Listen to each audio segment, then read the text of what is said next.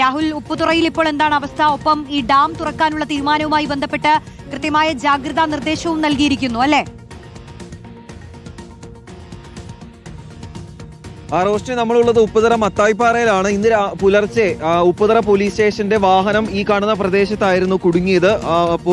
രണ്ട് പോലീസ് ഉദ്യോഗസ്ഥർ ഒരു മണ്ണിടിച്ചിലുണ്ടായ പ്രദേശത്തേക്ക് പോയിക്കൊണ്ടിരിക്കുകയായിരുന്നു. അതിനിടയിലാണ് ഈ സ്ഥലത്ത് എത്തിയപ്പോൾ പോലീസ് ജീപ്പിന് മുകളിലേക്ക് കല്ലും മണ്ണും പതിക്കുകയും ചെയ്തത്. പക്ഷേ പോലീസ് ജീപ്പിനകത്തുണ്ടായിരുന്ന രണ്ട് പോലീസ് ഉദ്യോഗസ്ഥരും അത്ഭുതകരമായി രക്ഷപ്പെട്ടു എന്നതായിരുന്നു ഏറ്റവും ആശ്വാസകരമായിട്ടുള്ള കാര്യം. ഈ കാണുന്ന മുകൾ ഭാഗത്തു നിന്നും കല്ലും മണ്ണും ഉൾപ്പെടുന്ന ഈ കൂന താഴേക്ക് പതിക്കുകയായിരുന്നു. കൂറ്റൻ പാറക്കഷ്ണം ഉൾപ്പെടെ ഈ റോഡിന് സമീപം കിടക്കുന്നത് നമുക്ക് കാണാൻ സാധിക്കും. കൂടാതെ ഈ കാണുന്ന മുകൾ ഭാഗത്തു നിന്നാണ് കല്ലും മണ്ണും ഉൾപ്പെടെ താഴേക്ക് പതിച്ചത്. ഇപ്പോഴും അപകടാവസ്ഥയിൽ മൺകൂന അല്ലെങ്കിൽ ആ ഇടിഞ്ഞ ഭാഗത്തിന്റെ ഒരു ഭാഗം അവിടെ തന്നെ തുടരുകയുമാണ്. ഇനിയും സമയമെടുക്കും എന്നുള്ളതാണ് നമ്മൾ മനസ്സിലാക്കുന്നത്. ഇനിയും സമയമെടുത്താൽ മാത്രമാണ് അവിടെ നിന്നും ഈ കാണുന്ന റോഡിൽ നിന്നും കല്ലും മണ്ണും ഉൾപ്പെടെ നീക്കാൻ സാധിക്കുള്ളൂ. JCBയുടെയും ടിപ്പറിന്റെയും സഹായത്തോടെ ഈ മണ്ണും കല്ലും മാറ്റിക്കൊണ്ട് ഗതാഗതം പുനഃസ്ഥാപിക്കാനുള്ള ശ്രമമാണ് നടത്തിക്കൊണ്ടിരിക്കുന്നത്. ഇത് ഉപ്പുതറയിൽ നിന്നും വാഗമൺ വഴി ഈരാറ്റുപേട്ടയിലേക്ക് പോകുന്ന പ്രധാനപ്പെട്ട റോഡ് കൂടിയാണ്. എന്തായാലും പോലീസ് ഉദ്യോഗസ്ഥർ അത്ഭുതകരമായി രക്ഷപ്പെട്ടു എന്നതാണ് ഏറ്റവും ആശ്വാസകരമായ കാര്യം. പക്ഷേ ഈ തൊട്ടടുത്ത് തന്നെ മറ്റൊരു വീട് കൂടി ഉണ്ടായിരുന്നു. ഈ കാണുന്ന വീട്ടിൽ ആളുകൾ ഉണ്ടായിരുന്നു. ഈ വീട്ടുടമസ്ഥനാണ് നമ്മുടെ കൂടെ ചേരുന്നത്. ഈ സംഭവം ശബ്ദം കേട്ടാണോ ചേട്ടാ എണീറ്റത്? ഞാനിവിടെ ഇല്ലായിരുന്നു. ഞാൻ പണിസ്ഥലത്തായിരുന്നു.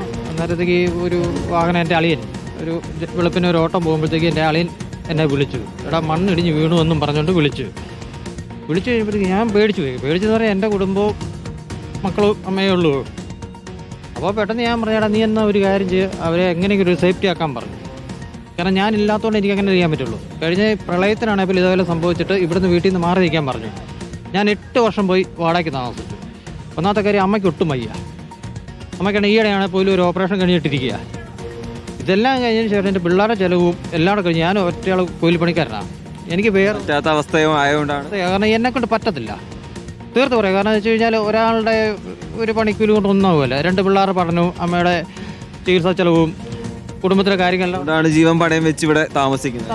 അത് കാരണം ഞാൻ ഇവിടെ വന്ന് വീണ്ടും ഇവിടെ താമസിച്ചു. 8 വർഷത്തിന് ശേഷം ഇവിടെ വീണ്ടും താമസിച്ചതിന് ശേഷം ഇങ്ങനെ ഒരു സംഭവം നടക്കുന്നത്. അന്നേരം എന്നോട് കഴിഞ്ഞ പ്രളയത്തിന് എന്നോട് പറഞ്ഞ എന്നാന്ന് ചോദിച്ചു കഴിഞ്ഞാൽ മാറി താമസിക്കണമെന്ന് പറഞ്ഞു. അതായത് അന്ന് ഇരുന്ന മെമ്പറും പ്രസിഡന്റും ഇവരെല്ലാം പറഞ്ഞ് എന്നോട് മാറി താമസിക്കണം.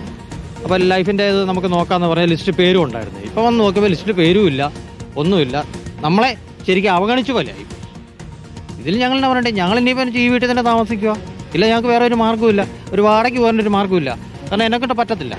അല്ല, നമ്മുടെ കുടുംബത്തിൻ്റെ ഈ അവസ്ഥ വെച്ച് നോക്കുമ്പോഴത്തേക്ക് ഒന്നും പറ്റും. ഇപ്പോൾ വീണ്ടും മണ്ണിടിയുന്ന അവസ്ഥയുണ്ടല്ലോ, വീണ്ടും അപകടാവസ്ഥ. ചെയ്യാൻ പറ്റും, ഞങ്ങൾ എന്നാ ചെയ്യാൻ പറ്റും അതൊന്ന് പറഞ്ഞാൽ മതി. അത് മാത്രം എല്ലാവരും ഒന്ന് പറഞ്ഞു തന്നാൽ മാത്രം മതി. കാരണം എൻ്റെ അമ്മയും കൊണ്ട് പെട്ടെന്ന് എനിക്ക് ഓടാൻ പറ്റിയ, അമ്മയ്ക്ക് ശരിക്കും നടക്കാനും പറ്റത്തില്ല, കണ്ണിന് കാഴ്ചക്കുറവുണ്ട്, കണ്ണിൻ്റെ ഒരു ഓപ്പറേഷൻ കഴിഞ്ഞിരിക്കുക. അപ്പോൾ അമ്മയും കൊണ്ട് പെട്ടെന്ന് ഓടാൻ പറ്റുമോ? പ്രദേശത്ത് വ്യാപകമായിട്ട് ഇങ്ങനെ 4 വീട് ഇവിടെ, ഒന്ന് കരോട്ടത്തെ വീട്, എൻ്റെ പെങ്ങളുടെ വീട്, ഇതേപോലെ എൻ്റെ സുഹൃത്തിൻ്റെ വീട്, അതിൻ്റെ അപ്പുറത്തെ ഈ 4 വീട്ടുകാർ ഭീഷണി എന്ന് പറഞ്ഞാൽ വർഷങ്ങളായിട്ട് ഒരു മഴ പെയ്യുമ്പോഴത്തേക്കും ഞങ്ങൾ ഉറക്കമില്ല. ഞങ്ങൾക്ക് നല്ലൊരു മഴക്കാലത്ത് ഞങ്ങൾക്ക് ഉറക്കമില്ല. വീണ്ടും മഴ ശക്തമാവുകയും ചെയ്യുന്നുണ്ട്.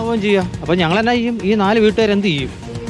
റോഷനി, ഈ കാണുന്ന ദൃശ്യങ്ങളിൽ കാണാൻ സാധിക്കുമെന്ന് പ്രതീക്ഷിക്കുന്നു. ഇങ്ങനെ ഇവിടേക്ക് പതിച്ച ശേഷം ആ കല്ലും മണ്ണും റോഡിലേക്ക് ഇങ്ങനെ ഒലിച്ച് താഴേക്ക് ഇറങ്ങിയിരിക്കുകയാണ്. 2 JCB രാവിലെ മുതൽ ഈ മണ്ണും കല്ലും മാറ്റാനുള്ള ശ്രമം തുടരുന്നുണ്ട്. പക്ഷേ ഇത്ര മണിക്കൂർ പിന്നിട്ടിട്ടും അതിന്റെ 1/4 ഭാഗം പോലും നീക്കാനായിട്ടില്ല എന്നതാണ് എടുത്തു പറയേണ്ട കാര്യം. ഇപ്പോഴും പ്രദേശത്ത് ശക്തമായ മഴ തുടരുകയും ചെയ്യുന്നുണ്ട്. മറ്റൊരു കാര്യം റോഷനി ആദ്യം പ്രതികരണം അടക്കമാണ് കേട്ടത്. അവർ ഭീതിയിലാണ്. ഉപ്പുതുറയിൽ നിന്നാണ് രാഹുൽ വിശദീകരിച്ചത്.